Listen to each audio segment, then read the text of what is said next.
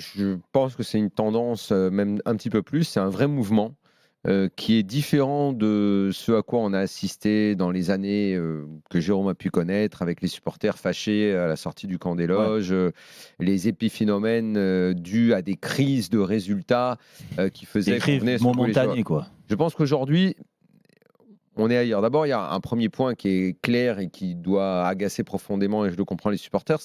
Le premier point, c'est la rupture du lien social parce que tu ne vas plus au stade, déjà. Donc, tu es loin Loin ce du que terrain. tu aimes, Ouais. c'est-à-dire le terrain, ton équipe, ton club, on va dire.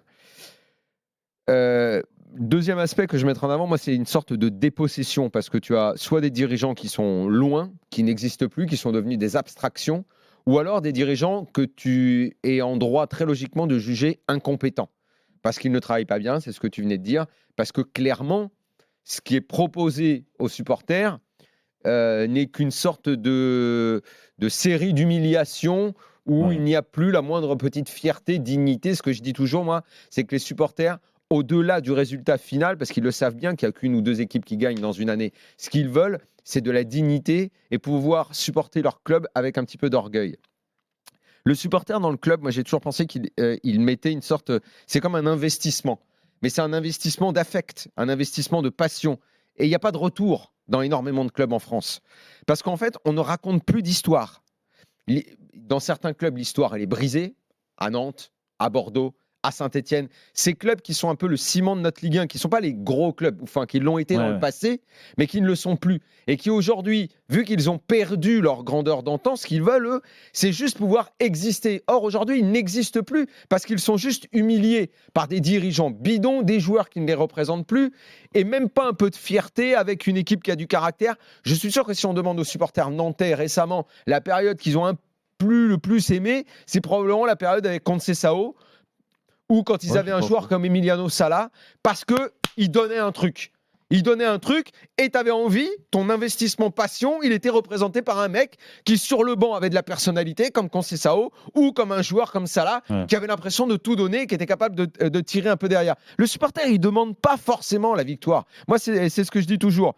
Aujourd'hui, l'histoire, non seulement on la raconte plus dans ces clubs-là et dans beaucoup d'autres, parce qu'il faut mettre l'OM aussi là-dedans. Pourquoi ? Parce qu'aujourd'hui, le patron du club, c'est le comptable. Ce qu'on raconte aujourd'hui, c'est il n'y a plus d'argent, mais on s'en fout qu'il n'y ait plus d'argent. Il n'y a plus d'argent, donc il faut qu'on vende. Le supporter s'en fout. Ouais. Mais oui, il s'en fout. Si tu lui dis, tu n'as que 50 millions de budget, eh ben ok, il va faire j'ai avec. que 50 millions, moi je m'en branle. Mais mets-moi une équipe avec 11 mecs qui se défoncent et avec un entraîneur qui les fait jouer. Sauf que maintenant, on est dans une industrie de divertissement. Mais là, on divertit plus. Là. Oui, d'accord, oui. Sauf que il faut alimenter les artistes qui sont les joueurs. Et donc, il faut pouvoir régénérer de l'argent. Et c'est vrai que les supporters, on continue je m'inclus, à être allergiques à l'argent, dans le sens où on dit, ouais, les joueurs, etc. Parce que le supporter continue encore à réfléchir avec le cuisson. Tu n'es pas allergique à l'argent. Si le mec, il gagne 10 millions, mais qui te fait kiffer, tu t'en fous. Si le mec, il en gagne 10 et qu'il te fait kiffer aussi... Mais le mec, il te fait kiffer, forcément, il sera vendu. Parce que s'il te fait kiffer, c'est parce qu'il est bon, parce qu'il sera demandé. L'industrie du spectacle, il y a des blockbusters qui peuvent te plaire. Il y a des grands films, je sais pas, prenons qu'on fait plein d'entrées, je sais pas même, allez, celui qui a fait le plus d'entrées, Titanic, on peut dire que c'est de l'industrie, on peut dire que c'est tout ce que tu veux, c'est quand même à l'arrivée objectivement un putain de bon film.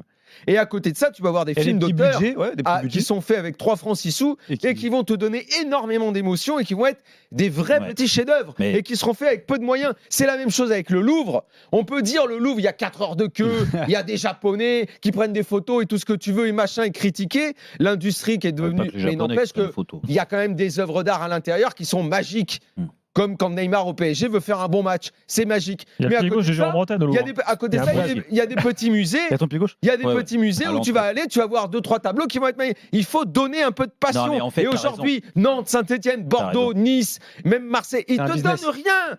Et même parfois au PSG, il y a des supporters du PSG qui ont Neymar, qui est en fait la Joconde, on va dire, du Louvre PSG. Quand il fait les matchs, qui tripote, qui donne pas ou qui va s'embrouiller avec un mec pour rien, t'es pas content non plus. T'as pas envie qu'il te donne ça. T'as envie qu'il te dise le mieux de lui. Ça, c'est pas ça encore. Bon, là, t'es parti sur une autre voie. Non, là, je suis pas parti sur une autre voie. Si, c'est ce que veulent les gens qui regardent. Mais ça met pas les supporters. Ils veulent de l'authenticité. Peu importe l'argent qu'il y a dans le club.